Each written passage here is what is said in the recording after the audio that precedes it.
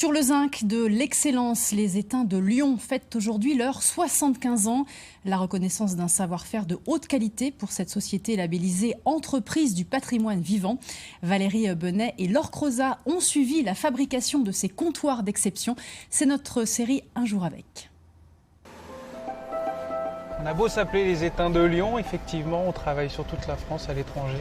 Là, notamment en Suisse, vous voyez, les vraies Alpes suisses. À 1300 mètres d'altitude, la station de Villars-sur-Olon et son palace 5 étoiles qui s'apprête à rouvrir après 2 ans de rénovation intégrale. Donc il n'a pas encore servi. Magnifique. Il va se patiner beaucoup, il va se brunir et ça c'est vraiment ce qu'on va rechercher. Le plus dur ce sont les premières marques parce qu'elles se voient énormément vu qu'il n'y en a qu'une au milieu du comptoir, mais au bout de 2 services, vous avez complètement oublié l'état de livraison et c'est ce qui va faire tout le charme du produit.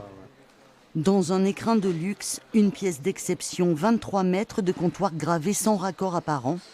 De quoi prendre quelques photos souvenirs. C'est pour le présenter à nos clients et c'est également pour le présenter en atelier à ceux qui l'ont fabriqué parce qu'on voit toujours les pièces dans notre atelier en cours de fabrication et nos artisans ont rarement l'occasion de venir directement sur le chantier. Donc là au moins, ils voient le travail terminé et ils voient pourquoi ils travaillent et ça c'est très important.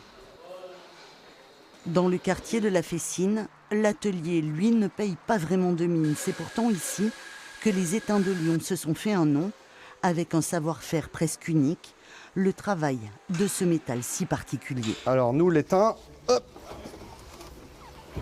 il nous arrive en caisse.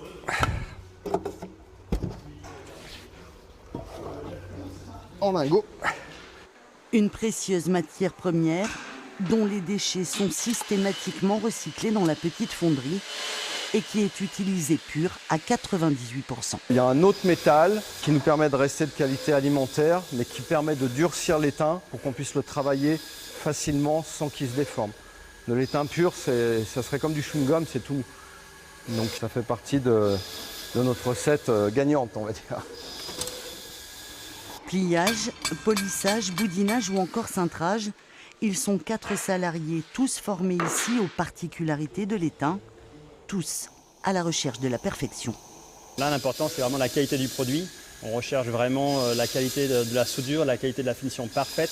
On n'est pas dans l'industriel, on est dans du beau, dans de l'artistique. Ça met un petit coup des fois à l'orgueil, parce qu'il faut recommencer. Mais bon, à la fin, on est content de ce qu'on a fait, quoi. Une exigence qui a valu à la petite société d'être dans les premières à obtenir le label d'excellence Entreprise du patrimoine vivant. La production, vous pouvez monter, on a réunion ce matin. Une réunion comme tous les lundis, pour faire d'abord le point sur la météo personnelle de chacun. Mais il faut aussi gérer un carnet de commandes chargé. On a le bar de Chabert, on va voir comment on fait. Mais c'est surtout qu'on a le Stark pour le 11. Des noms de designers prestigieux qui ajoutent encore à la fierté des 2 frères qui, voilà 20 ans, ont racheté la petite entreprise et plongé dans l'étain. Mon frère était prothésiste dentaire et moi je travaillais dans la grande distribution. Quand mon papa voulait racheter cette entreprise, il ne pouvait pas l'adapter à son entreprise à lui, il était fondeur d'or. Et donc, il a dit à ses fils, Xavier et Grégory, eh ben, les garçons, si vous voulez, il y a une petite entreprise à racheter à Villeurbanne, qui existe depuis des années et des années. Le monsieur part à la retraite. Et ce serait dommage de ne pas faire perdurer ce savoir-faire et de faire disparaître cette entreprise qui est absolument unique. Du coup, commerce pour mon frère et fabrication pour moi. Et à nous deux, on a dit, bon ok, challenge, on y va. Et ça fait 20 ans que ça dure. 1 million de chiffre d'affaires cette année, dont un tiers à l'international. Des comptoirs qu'il faut aller assembler aux 4 coins du monde, comme dans cette brasserie du canton de Vaud.